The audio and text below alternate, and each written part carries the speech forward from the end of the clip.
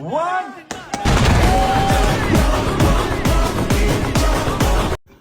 Guys, welcome back to my channel. ನಾನಿವತ್ತಿದ್ದೀನಿ ಚಿಕ್ಕಪೇಟೆನಲ್ಲಿ.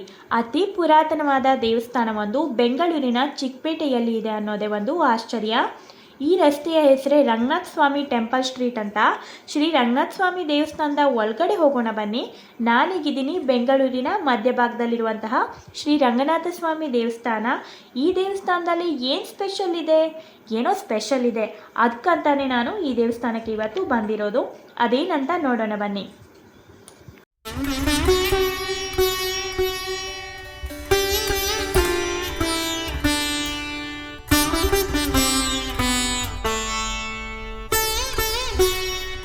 ಈ ರಂಗನಾಥ ಸ್ವಾಮಿ ದೇವಸ್ಥಾನದ ಬಹುಮುಖ್ಯ ಆಕರ್ಷಣೆ ಇರುವುದೇ ಈ ಕಂಬಗಳಲ್ಲಿ.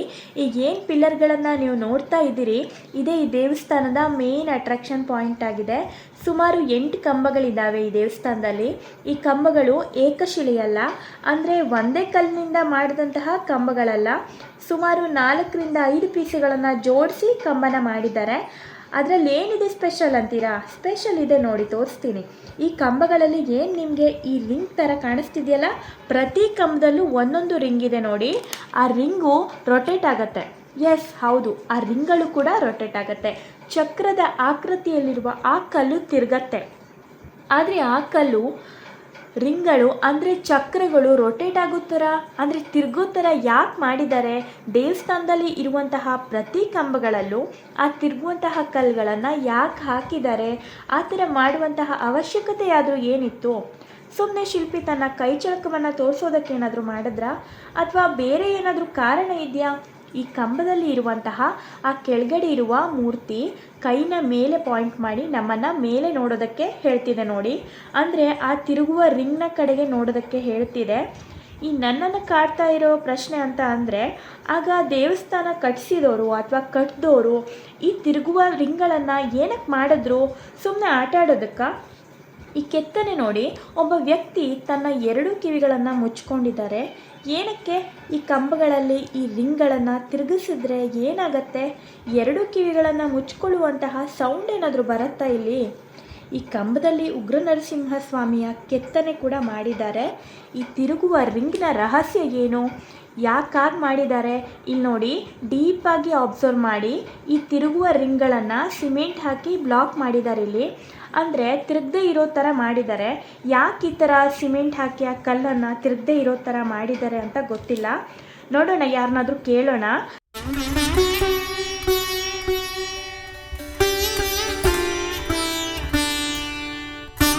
ಈ ಕಂಬ ನೋಡಿ, ಸ್ವಲ್ಪ ಡ್ಯಾಮೇಜ್ ಆಗಿದೆ ಇಲ್ಲಿ. ಅಲ್ಲಿ ಸಹ ಸಿಮೆಂಟ್ ಹಾಕಿದ್ದಾರೆ. ಈ ಕಂಬ ಹೇಗೆ ಡ್ಯಾಮೇಜ್ ಆಯಿತು ಗೊತ್ತಿಲ್ಲ. 8 ಕಂಬಗಳಲ್ಲಿ 8 ರಿಂಗ್ಗಳಿವೆ. ಎಲ್ಲ ರಿಂಗ್ಗಳನ್ನು ಒಂದೇ ಆ್ಯಂಗಲ್ನಲ್ಲಿ ತಿರುಗಿಸಿದ್ರೆ ಏನಾಗುತ್ತೆ? ಅಥವಾ ಒಂದೊಂದು ರಿಂಗ್ಗಳನ್ನು ಒಂದೊಂದು ಆ್ಯಂಗಲ್ನಲ್ಲಿ ತಿರುಗಿಸಿದ್ರೆ ಏನಾಗುತ್ತೆ? ಯಾವ ಪ್ರಶ್ನೆಗೂ ನನ್ನ ಹತ್ರ ಉತ್ತರ ಇಲ್ಲ ಇವಾಗ. ಈ ದೇವಸ್ಥಾನದ ಸುಮಾರು 500 ವರ್ಷಗಳಷ್ಟು ಹಳೆಯದಿರ್ಬೋದು ಅಂತ ತುಂಬ ಜನ ಹೇಳ್ತಾ ಇದ್ದರು. ಆದರೆ ಆರ್ಕಿಯಾಲಜಿ ಡಿಪಾರ್ಟ್ಮೆಂಟ್ನವರು ಈ ದೇವಸ್ಥಾನಕ್ಕೆ ಭೇಟಿ ನೀಡಿ ಈ ಕಂಬಗಳನ್ನು, ಕಲ್ಲುಗಳನ್ನೆಲ್ಲ ಪರಿಶೀಲನೆ ಮಾಡಿ ಟೆಸ್ಟ್ಗೆ ಒಳಪಡಿಸಿ ಈ ದೇವಸ್ಥಾನ ಸುಮಾರು ಕನಿಷ್ಠ 1263 ವರ್ಷ ಹಳೆಯದು ಅಂತ ಸರ್ಟಿಫೈ ಕೂಡ ಮಾಡಿದ್ದಾರೆ. ಆದರೆ ಈ ದೇವಸ್ಥಾನದ ಸ್ಥಳೀಯರು, ಅಂದರೆ ಈ ದೇವಸ್ಥಾನದ ಅಕ್ಕಪಕ್ಕದಲ್ಲಿರುವಂಥವರು, ಈ ದೇವಸ್ಥಾನ ಇನ್ನೂ ಅದಕ್ಕಿಂತ ಹಳೆಯದು, ಸುಮಾರು 1400ರಿಂದ 1500 ವರ್ಷಗಳಿಗಿಂತಲೂ ಹಳೆಯದು ಅಂತ ಹೇಳ್ತಾರೆ. ಈ ದೇವಸ್ಥಾನವನ್ನು ಯಾರು ಕಟ್ಟಿಸಿದ್ರು ಅಂತ ನಿಖರವಾಗಿ ಮಾಹಿತಿ ಇಲ್ಲ. ಕೆಂಪೇಗೌಡರು ಈ ದೇವಸ್ಥಾನವನ್ನು ರಿನೋವೇಷನ್ ಮಾಡಿದ್ರು ಅನ್ನೋದಕ್ಕೆ ಒಂದು ಶಿಲಾಶಾಸನ ಕೂಡ ಸಿಕ್ಕಿದೆ ಇಲ್ಲಿ. ಈ ದೇವಸ್ಥಾನದ ಬಗ್ಗೆ ಇಷ್ಟೆಲ್ಲ ಇನ್ಫಾರ್ಮೇಷನ್ ತಿಳ್ಕೊಂಡ ಮೇಲೂ ನಮ್ಮ ಮನಸ್ಸಿಗೆ ಮತ್ತೆ ಮತ್ತೆ ಬರುವಂತಹದ್ದು ಅದೇ ಪ್ರಶ್ನೆ. ಈ ಕಲ್ಲಿನ ಕಂಬಗಳಲ್ಲಿ ಇರುವಂತಹ ತಿರುಗುವ ಚಕ್ರಗಳ ಆ ರಹಸ್ಯವೇನು? ಸೊ ಈ ರಿಂಗ್ಗಳನ್ನು ಸದ್ಯಕ್ಕೆ ನಾವು ತಿರುಗಿಸೋದಕ್ಕೆ ಆಗೋದಿಲ್ಲ, ಆದರೆ ತಿರುಗ್ತಾ ಇತ್ತು ಅನ್ನೋದಕ್ಕೆ ನನ್ನ ಹತ್ರ ಒಂದು ಪ್ರೂಫ್ ಇದೆ, ತೋರಿಸ್ತೀನಿ ನೋಡಿ.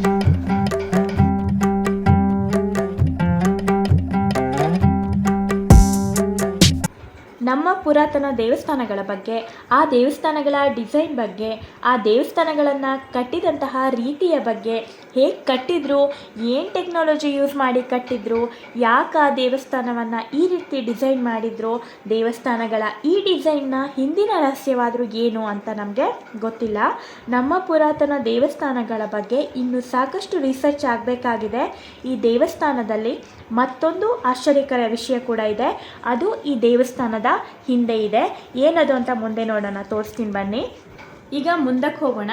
ಈ ಬಲಿಪೀಠ ಕೆಂಪೇಗೌಡರ ಕಾಲದಲ್ಲಿ ಮಾಡಿರೋದು. ಅದೇ ಹೇಳ್ಬೋದು ಅಂದರೆ ಕೆಳಗಡೆ ಆನೆಗಳು ಕಾಣಿಸ್ತಾವೆ ನೋಡಿ. ಯಾವ ಕಡೆಯಿಂದ ಎಣಿಸಿದ್ರು ನಿಮಗೆ 5 ಆನೆಗಳೇ ಕಾಣಿಸುತ್ತೆ. ಅಂದರೆ ಲೆಫ್ಟು ರೈಟು ಯಾವ ಕಡೆಯಿಂದ ನೋಡಿದ್ರು 5 ಆನೆಗಳು ಕಾಣಿಸುತ್ತೆ.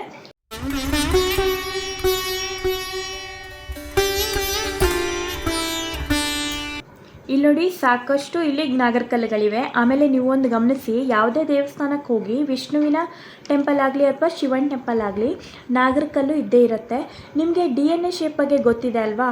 DNA ನೋಡಿ ಇದೇ ರೀತಿ ಇರುತ್ತೆ, 2 ಸುರುಳಿ ಆಕಾರದಲ್ಲಿ. ಅಂದರೆ ಆಗಿನ ಕಾಲದವರು ನಾಗರಕಲ್ಲನ್ನು DNA ರೀತಿಯಲ್ಲಿ ಯಾಕೆ ಡಿಸೈನ್ ಮಾಡ್ತಿದ್ರು, ಆಗಿನವರಿಗೆ DNA ಡಿಸೈನ್ ಹೇಗಿದೆ ಅಂತ ಗೊತ್ತಿತ್ತಾ? ಮೇ ಬಿ ಗೊತ್ತಿರ್ಬೋದು. ಇವರು ಈ ದೇವಸ್ಥಾನದ ಸ್ಥಳೀಯರು. ಇವರು ದೇವಸ್ಥಾನದ ಬಗ್ಗೆ ಇನ್ಫಾರ್ಮೇಷನ್ ಕೊಡ್ತಾರೆ. ಇದು 1400 ವರ್ಷ ಹಿಂದೆ ಇದ್ದಿದ್ದು ದೇವಸ್ಥಾನ, ರಂಗನಾಥ ಸ್ವಾಮಿ ದೇವಸ್ಥಾನ ಅಂತ.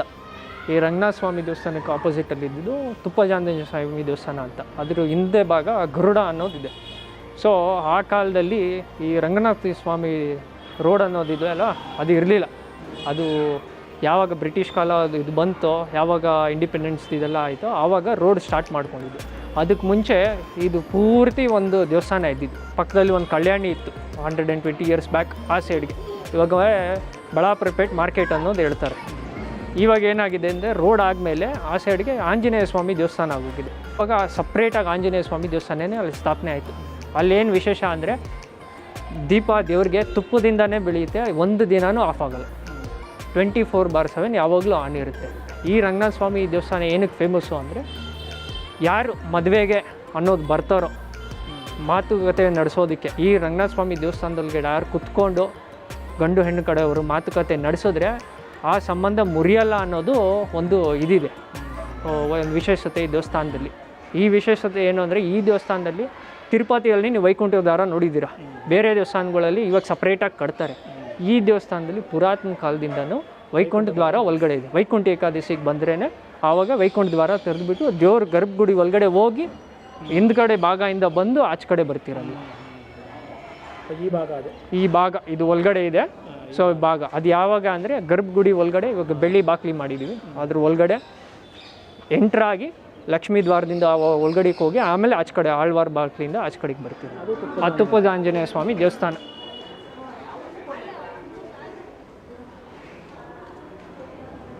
ಮುಳುಬಾಗ್ಲು ಬಿಟ್ಟರೆ ನಿಮಗೆ ಉಗ್ರ ನರಸಿಂಹಸ್ವಾಮಿ ಇರೋದು ಇಲ್ಲೇ ಪೂಜೆ ಮಾಡೋದು. ಇವಾಗೆ ಮೆಟಲ್ ಕೇಜ್ ಹಾಕ್ಬಿಟ್ಟು ಸ್ವಲ್ಪ ಇದು ಮಾಡ್ಕೊಂಡಿದ್ದೀವಿ ನಾವು. ಆಗೋಷ್ಟು ಹಳೇದು ಪ್ರಿಸರ್ವ್ ಮಾಡಿ ಅದ್ರ ಮೇಲೆ ಒಂದು ಫೌಂಡೇಶನ್ ಹಾಕ್ಬಿಟ್ಟು ನಾವು ಒಂದು ಸ್ಟೆಬಿಲಿಟಿ ಇದು ಹಿಂಗೆ ಇರಬೇಕು. ಟರ್ನ್ ಆಗುತ್ತೆ. ಇದೇನು ಅಂದರೆ ಇವಾಗ ಸದ್ಯಕ್ಕೆ ತುಂಬ ಜನ ಬರ್ತಾ ಇದ್ದಾರೆ ದೇವಸ್ಥಾನಕ್ಕೆ, ಡ್ಯಾಮೇಜ್ ಆಗಿದೆ, ಅದು ಆಲ್ರೆಡಿ ಒಂದು ಕಡೆ ಡ್ಯಾಮೇಜ್ ಇದೆ, ಅದು ಆಗಬಾರ್ದು ಅಂದ್ಬಿಟ್ಟು ಸಿಮೆಂಟಾಗಿ ಪ್ಲಾಸ್ಟ್ರಿಂಗ್ ಹಾಕಿ ಪ್ರಿಸರ್ವ್ ಮಾಡಿಬಿಟ್ಟು ಇದು ಇರಲೇಬೇಕು ಅಂತ ವೀಕ್ಷಿಸಿದ್ರು ನಾವು.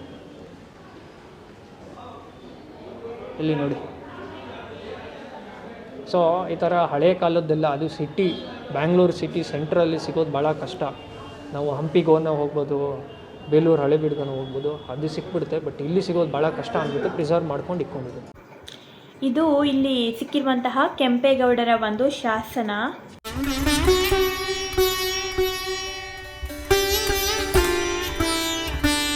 ಈ ದೇವಸ್ಥಾನದ ಗರ್ಭಗುಡಿಯ ಒಳಗಡೆ ಒಂದು ಮೀನನ್ನ ಕೆತ್ತನೆ ಮಾಡಿದ್ದಾರೆ.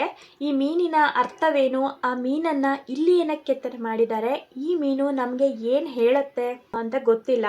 ನಾನು ಹೇಳಿದ್ನಲ್ಲ, ಈ ದೇವಸ್ಥಾನದ ಹಿಂದೆ ಮತ್ತೊಂದು ಆಶ್ಚರ್ಯ ಇದೆ ಅಂತ. ಬನ್ನಿ ಹಿಂದೆ ಹೋಗೋಣ. ನೋಡಿ, ಇಲ್ಲಿ ಸಹ ಒಂದು ಮೀನಿನ ಕೆತ್ತನೆ ಮಾಡಿದ್ದಾರೆ. ಆದರೆ ಈ ಮೀನು ತಲೆ ಕೆಳಗಾಗಿದೆ, ಕೆಳಗಡೆ ನೆಲದ ಕಡೆ ನಮಗೆ ತೋರಿಸ್ತಾ ಇದೆ. ಹಾಗೆ ಮುಂದೆ ಹೋದರೆ ನೋಡಿ, ಇಲ್ಲಿ ಮತ್ತೊಂದು ಮೀನಿದೆ. ಹಾಗೆ ಮುಂದೆ ಹೋದರೆ ಇಲ್ಲಿ ಇನ್ನೊಂದು ಮೀನು ಕೂಡ ಕೆತ್ತನೆ ಮಾಡಿದ್ದಾರೆ. ಅದರ ಡೈರೆಕ್ಷನ್ನು ಕೆಳಮುಖವಾಗಿದೆ. ದೇವಸ್ಥಾನದ ಒಳಗಡೆ ಇರುವ ತಿರುಗುವ ಕಲ್ಲಿನ ಚಕ್ರಗಳಿಗೂ ಈ ಮೀನುಗಳು ತೋರಿಸುತ್ತಿರುವ ಡೈರೆಕ್ಷನ್ಗೂ ಏನಾದರೂ ಲಿಂಕ್ ಇದೆಯಾ ಗೊತ್ತಿಲ್ಲ. ಆಗಿನ ಕಾಲದಲ್ಲಿ ರಾಜರು ಯುದ್ಧಕ್ಕೆ ಹೋದಾಗ ಈ ದೇವಸ್ಥಾನದಲ್ಲಿ ಬಂದು ರೆಸ್ಟ್ ತಗೋತಿದ್ರಂತೆ. ರೆಸ್ಟ್ ತಗೊಂಡಾದ್ಮೇಲೆ ಆ ರಾಜರು ಇಲ್ಲಿಂದಾನೇ ಸುರಂಗ ಮಾರ್ಗದಲ್ಲಿ ಏನಾದರೂ ಬೇರೆ ಕಡೆ ಹೋಗ್ತಿದ್ರ ಅಂತ ಗೊತ್ತಿಲ್ಲ. ಈ ಮೀನು ನಮಗೆ ಅಂಡರ್ಗ್ರೌಂಡ್ ಸುರಂಗ ಮಾರ್ಗದ ಕಡೆಗೆ ಏನಾದರೂ ಡೈರೆಕ್ಷನ್ ತೋರಿಸ್ತಿದ್ಯಾ ಅಂತಲೂ ಗೊತ್ತಿಲ್ಲ. ಸುಮ್ಮನೆ ಹಾಗೆ ಒಂದು ಇಮ್ಯಾಜಿನೇಷನ್ ಅಷ್ಟೇ, ಆದರೆ ಇತ್ತೇನೋ ಅಂತ ಅಷ್ಟೇ. ನೀವು ಯಾವಾಗಾದರೂ ಚಿಕ್ಕಪೇಟೆ ಕಡೆಗೆ ಬಂದರೆ ಈ ದೇವಸ್ಥಾನಕ್ಕೆ ಒಂದ್ಸಲ ಭೇಟಿ ಕೊಡಿ. ಬೆಂಗಳೂರಲ್ಲಿ ಈ ಥರ ಪುರಾತನ ದೇವಸ್ಥಾನ ಸಿಗೋದು ತುಂಬ ಅಪರೂಪ. ಸ್ನೇಹಿತರೆ, ಈ ವಿಡಿಯೋ ನಿಮಗೆ ಇಷ್ಟ ಆಗಿದರೆ ತಪ್ಪದೇ ಲೈಕ್ ಮಾಡಿ, ನಿಮ್ಮ ಫ್ರೆಂಡ್ಸ್ ಹಾಗೂ ಫ್ಯಾಮಿಲಿ ಜೊತೆಗೆ ಶೇರ್ ಮಾಡಿ. ಹಾಗೆ ನೀವು ನನ್ನ ಚಾನಲ್ಗೆ ಹೊಸಬರಾಗಿದ್ದರೆ ಸಬ್ಸ್ಕ್ರೈಬ್ ಆಗಿ ಹಾಗೂ ಬೆಲ್ ಐಕನ್ನ ಕ್ಲಿಕ್ ಮಾಡ್ಕೊಳ್ಳಿ. ನಾನು ಹಾಕುವ ಎಲ್ಲ ವಿಡಿಯೋ ನೋಟಿಫಿಕೇಷನ್ ಕೂಡ ನಿಮಗೆ ಬರುತ್ತೆ. ಇದೇ ಥರ ಮತ್ತೊಂದು ವಿಡಿಯೋದಲ್ಲಿ ಸಿಗೋಣ. Thank you.